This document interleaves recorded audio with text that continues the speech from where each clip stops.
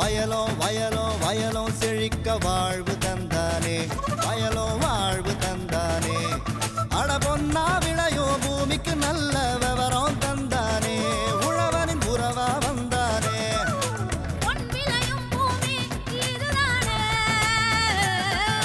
வயலோ வயலோ வயலோ செழிக்க வாழ்வு தந்தானே வயலோ வாழ்வு தந்தானே அட பொன்னா விளையோ பூமிக்கு நல்ல விவரம் தந்தானே உழவனின் உறவா வந்தானே தந்தன தந்தன தன தந்தானே மங்களம் பொங்கிட துணை வந்தானே தந்தன தந்தன தன தந்தானே மங்களம் பொங்கிட துணை வந்தானே. மாத்தி யோசிச்சேங்க. பரன்மேல் வெள்ளாடு வளர்ப்பில் வெற்றி கண்ட விவசாயி வி ஜெயக்குமார். இவர் திருவண்ணாமலை மாவட்டம் போலூர் பகுதியைச் சேர்ந்தவராவார். வேளாண்மையோடு வேளாண் சார்ந்த தொழில்களை மேற்கொள்ள வேண்டும் எனும் ஆர்வத்தோடு கடந்த 3 ஆண்டுகளுக்கு முன்னர் 25 ஆடுகளோடு ஆட்டுப்பண்ணையை துவக்கி தற்சமயம் தலைச்சேரி, சிரோகி, போயர் என பல இன ஆடுகள் 350க்கும் மேல் வளர்த்து அடர்த்தீவனம், உலர்த்தீவனம், பசுந்தீவனம் என முறையாக ஆடுகளுக்கு வழங்கி குறைந்த காலத்திலேயே ஆடுகளை கூடுதல் எடையுடன் விற்பனை செய்து நல்ல வருவாயினை ஈட்டி வரும் இவரின் அனுபவங்களை நம்மிடம் பகிர்ந்து கொண்டபோது,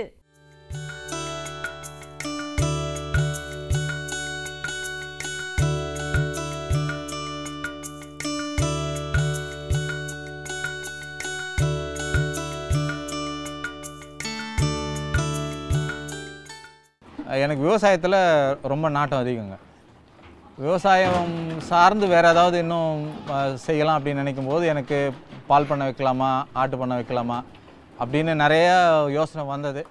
எனக்கு அப்புறம் ஆட்டு பண்ணை தான் நல்லா வரும் அப்படின்னு மனசில் பட்டதுனால ஆட்டு பண்ணை நான் வந்து ஒரு 3 வருஷத்துக்கு முன்னாடி ஆட்டு பண்ணையை தொடங்கினேங்க.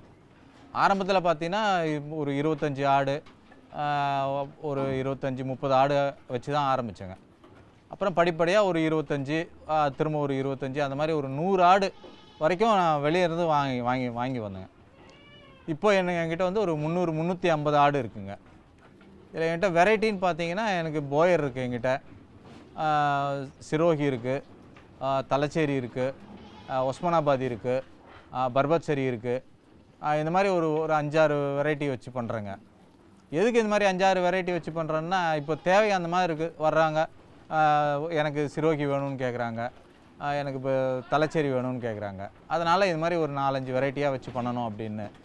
எனக்கு முதல்ல வந்து ஒரு 500 ஆடு வரைக்கும் நம்ம பராமரிக்கணும் அப்படின்றதாங்க என்னோடய இன்டென்ஷன்.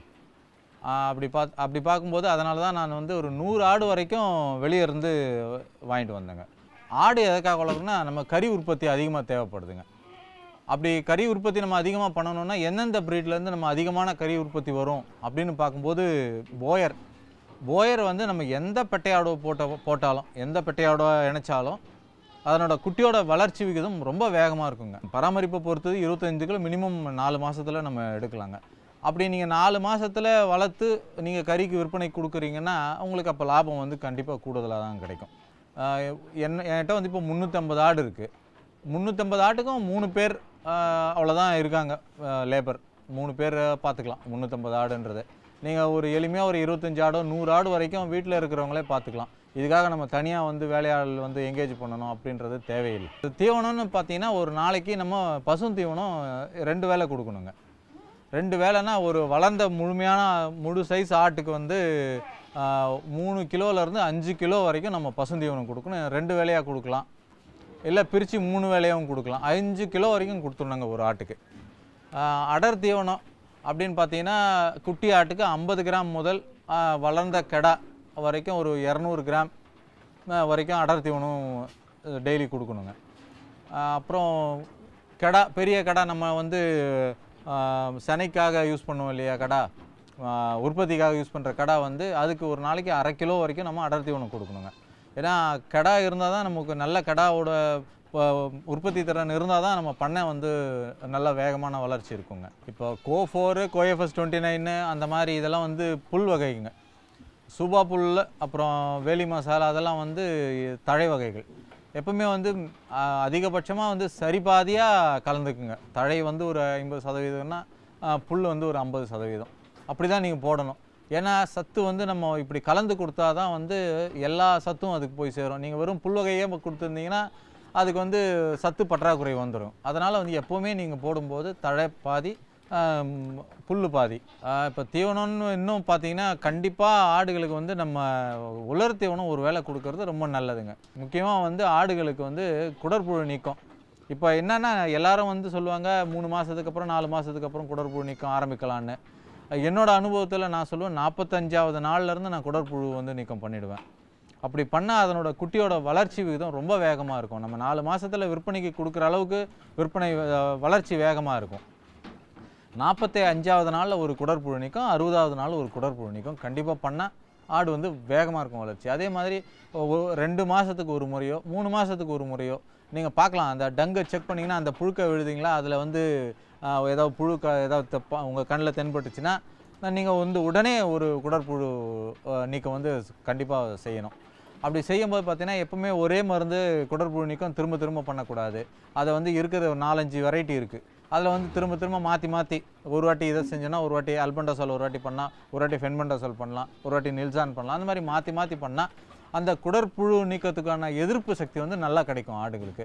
அப்போ பார்த்தீங்கன்னா வளர்ச்சி வந்து நல்ல வேகமாக இருக்கும். விவசாயி வி ஜெயக்குமார் அவர்களை 0994-898557 என்ற கைபேசி எண்ணில் தொடர்பு கொள்ளலாம்.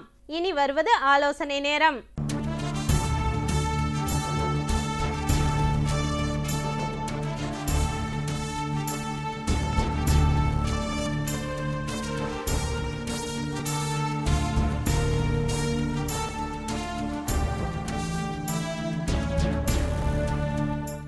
தமிழ்நாட்டில் தற்சமயம் கலப்பின கறவை மாடுகள் பெருமளவில் வளர்த்து வருகின்றனர். இவற்றிற்கு நாட்டு மாடுகளை விட நோய் எதிர்ப்பு சக்தி குறைவு. இதனால் இந்த கறவை மாடுகள் எளிதில் நோய் தாக்குதலுக்கு உள்ளாகின்றன. இதில் நுண்ணுயிரி நோய், நச்சுயிரி நோய், பூஞ்சை காளான் மற்றும் ஒட்டுண்ணி நோய்கள் என வகைப்படுத்தப்பட்டுள்ளது. இதனால் கறவை மாடுகளில் ஏற்படும் தாக்குதல்களை முறையான சிகிச்சை முறைகளை பின்பற்றுவதன் மூலம் தடுக்க இயலும். மேலும் மரபுசார் மருத்துவத்தின் மூலமும் கட்டுப்படுத்தலாம். மேலும் கால்நடைகளை தாக்கும் நோய்களும் தடுப்பு முறைகளும் குறித்து காஞ்சிபுரம் மாவட்டம் காட்டுப்பாக்கம் வேளாண்மை அறிவியல் நிலைய பேராசிரியர் மற்றும் தலைவர் டாக்டர் பா. குமாரவேல் தரும் விளக்கம். இன்றைக்கி நம்ம கறவை மாடுகளை தாக்குற முக்கிய நோய்களும் தடுப்பு முறைகளை பற்றி பார்க்கலாம். இப்போ தமிழ்நாட்டில் பார்த்திங்கன்னா கலப்பின பசுக்களின் எண்ணிக்கை வந்து அதிகமாகிட்டே இருக்குது. இந்த வகை கலப்பின மாடுகள் பார்த்திங்கன்னா நோய் எதிர்ப்பு சக்தி ரொம்ப ரொம்ப குறைவாக இருக்குது. நாட்டு மாடுகளை காட்டிலும் மிக குறைவு. இதனால் இந்த கலப்பின மாடுகளுக்கு நோய் தாக்கம் வந்துட்டு அதிகமாக ஏற்படுது. இப்போது நோய் தாக்கம்னு பார்த்திங்கன்னா நுண்ணுயிர் நோய்கள், நச்சுயிர் நோய்கள், பூஞ்சை காளான் நோய்கள், ஒட்டுண்ணி நோய்கள் போன்ற பல்வேறு நோய்கள் வந்துட்டு இந்த மாடுகளை தாக்குது. இப்போ நச்சுயிர் நோய்கள் எடுத்துக்கிட்டிங்கன்னா முக்கியமான நோய் வந்துட்டு கோமாரி நோய். இந்த கோமாரி நோய் வந்துட்டு வாய்ப்புண், கால்புண் நோயின்னு சொல்லுவாங்க, காணை நோய்ங்குவாங்க. இது மாதிரி பல்வேறு பெயர்களில் ஊர்களில் நம்ம வந்துட்டு அழைக்கிறோம். இந்த கோமாரி நோய்ங்கிறது பார்த்திங்கன்னா வாயில் வந்துட்டு உமிழ்நீர் சுரந்துக்கிட்டே இருக்கும். அது மட்டும் இல்லாமல் காலில் புண்ணு, வாயில் புண்ணு போன்ற பல்வேறு உபாதைகள் ஏற்படும். இதனால் அவங்களுக்கு பார்த்திங்கன்னா விவசாயிகளுடைய கால்நடைகளை பொருளாதார இழப்பு வந்துட்டு நிறைய ஏற்படுறதுக்கு வாய்ப்பு இருக்குது. இந்த கோமாரி நோய் எப்படி ஏற்படுதுன்னு பார்த்திங்கன்னா இது ஒரு வகை நச்சுயிரினால் ஏற்படுது. இந்த நச்சுயிரி பார்த்திங்கன்னா பல்வேறு 7 வகைகளாக இருக்குது வந்துட்டு. இந்த 7 வகையான நோய்கள் வந்து காற்றுலையும் நம்ம தீவனம் மற்றும் தண்ணீர் மூலமாக இது வந்துட்டு பரவுது. இந்த நோய்கள் பார்த்திங்கன்னா நம்ம வந்துட்டு வராமல் தடுக்கிறது தான் ரொம்ப ரொம்ப முக்கியம். அதாவது 6 மாதத்துக்கு ஒரு தடவை நம்ம வந்துட்டு இந்த கோமாரி நோய்க்கு எதிராக தடுப்பூசி போடுறது ரொம்ப ரொம்ப அவசியம். இப்போ கோமாரி நோய் வந்துருச்சுன்னு எப்படி நம்ம தெரிஞ்சுக்கிறது? இப்போ கோமாரி நோய் வந்துருச்சுன்னு பார்த்திங்கன்னா அதிக காய்ச்சல் இருக்கும். நம்ம கறவை மாடுகள் வந்துட்டு சரியாக தீவனம் உட்கொள்ளாது. அது மட்டும் இல்லை பார்த்திங்கன்னா வாயில் வந்து ஒரு வித உமிழ்நீர் வந்துட்டு சுரந்துக்கிட்டே இருக்கும். ஒரு மாதிரி சளி மாதிரி வந்துகிட்டே இருக்கும். இது மட்டும் இல்லாமல் வாய், அப்புறமா மேல் தாடை இதிலெல்லாம் பார்த்திங்கன்னா சிறு சிறு புண்கள் காணப்படும். இது மட்டும் இல்லாமல் காலில் வந்துட்டு புட்டு வந்துட்டு குழம்பு, அப்புறமா கால், இது மாதிரி பல்வேறு இடத்துல புண்கள் காணப்படும். இது மட்டும் இல்லை மடி காம்பு, இந்த மடி காம்புலேயும் புண்கள் இருக்கும். இந்த மாதிரி நோய் வந்த உடனே நம்ம வந்துட்டு விவசாயிகள் வந்துட்டு ரொம்ப கஷ்டப்படுவாங்க. இதுக்கு வந்துட்டு வைத்தியம் பார்க்குறதுக்கு இந்த மாதிரி. இதனால் இந்த நோய் வராமல் தடுக்கிறதுக்கு நம்ம என்னென்ன வழிமுறைகள் பண்ணணுமோ அதெல்லாம் பண்ண வேண்டியது ரொம்ப ரொம்ப அவசியம். அதாவது இப்போ கன்றுகள்னு எடுத்துக்கிட்டிங்கன்னா நம்ம வந்து கன்றுகளோட 2வது மாதத்தில் முதல் தடுப்பூசி போடணும். அடுத்தது வந்து 3வது மாதம் ஒரு தடுப்பூசி, அடுத்தது 4வது மாதம் ஒரு தடுப்பூசி, அதுக்கப்புறம் 6 மாதத்துக்கு ஒரு முறை கட்டாயம் நம்ம வந்துட்டு கால்நடை மருத்துவர் துணை கொண்டு நம்ம வந்து தடுப்பூசி போடுறது ரொம்ப ரொம்ப முக்கியம். ஏன்னா இந்த நோயின் வீரியம் பார்த்திங்கன்னா அதிகமாகிட்டே வரனால நம்ம வந்துட்டு இந்த நோய் எதிர்ப்பு வந்துட்டு 6 மாதத்துக்கு தான் இருக்கும். அதனால் ஜனவரி மாதம் மற்றும் ஜூன் மாதத்தில் கண்டிப்பாக தடுப்பூசி போடணும். இப்போ வந்துட்டு நம்ம வந்து கோடை மழை முடிஞ்சு இப்போ வந்து ஜூன் மாதம் ஆரம்பிக்கும் போது கண்டிப்பாக நீங்கள் தடுப்பூசி போட்டுட்டிங்கன்னா வருகிற மழை காலத்தில் இந்த நோய் பாதிப்பு இல்லாமல் நம்ம வந்துட்டு தவிர்க்கிறதுக்கு நல்ல வாய்ப்பு இருக்குது. அது மட்டும் இல்லாமல் கொட்டைகளில் பார்த்திங்கன்னா நம்ம வந்துட்டு சுண்ணாம்பு தெளிக்கிறது மற்றும் கால்சியம் ஹைட்ராக்சைடு கரைசல் 3% கரைசல் நம்ம தெளிக்கிறது மூலமாக இந்த நோய் தாக்கம் வந்துட்டு குறைக்கிறதுக்கு நல்ல வாய்ப்பு இருக்குது. அடுத்தது பார்த்திங்கன்னா இந்த கோமாரி நோய்க்கு எதிராக வந்துட்டு நம்ம வந்து தடுக்கிறதுக்காக இப்போ வந்து மூலிகை மருத்துவமும் நம்ம வந்துட்டு செய்கிறோம். இப்போ மூலிகை மருத்துவத்தை எடுத்துட்டிங்கன்னா நம்ம வந்து வீட்டில் கிடைக்கக்கூடிய சில மருந்து பொருட்களை கொண்டே நம்ம வந்துட்டு இந்த மூலிகை மருந்தை தயாரிக்கலாம். இந்த மாதிரி இந்த கோமாரி நோய்க்கு எதிராக நம்ம வந்துட்டு இந்த மரபுசார் மூலிகை மருத்துவத்தை நம்ம வந்து பயன்படுத்திகிட்டு இருக்கோம்.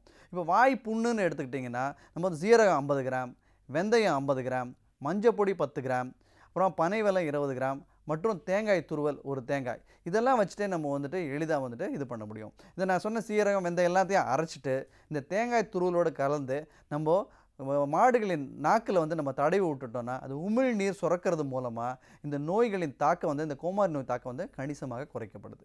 அடுத்தது காலில் புண்ணு இருக்கும். அந்த கால் புண்ணுக்கு என்ன பண்ணணும்னு கேட்டிங்கன்னா இந்த மரபுசார் மருத்துவத்தில் குப்பமேனி கீரை ஒரு 100 கிராம் எடுத்துக்கணும். அடுத்தது பூண்டு 10 பல், அடுத்தது மஞ்சள் 100 கிராம். இதை எல்லாத்தையும் நம்ம நல்லா அரைச்சிட்டு இது கூட ஒரு 1/4 லிட்டர் நல்லெண்ணெய் காய்ச்சிய நல்லெண்ணெய் இதில் கலந்துட்டு நம்ம வந்துட்டு அந்த புண்களில் 2 முறை, ஒரு நாளைக்கு 2 முறை, அது மாதிரி 3 நாளைக்கு நம்ம செஞ்சுட்டு வந்தோம்னா இந்த புண்கள்லாம் சீக்கிரமாக ஆறிடும். இதனால் இந்த மரபுசார் மருத்துவம் மூலமாகவும் நம்ம வந்துட்டு இந்த கோமாரி நோயை நம்ம வந்து கட்டுப்படுத்தலாம். டாக்டர் பா. குமாரவேல் அவர்களை 0984011368 1 என்ற கைபேசி எண்ணில் தொடர்பு கொள்ளலாம்.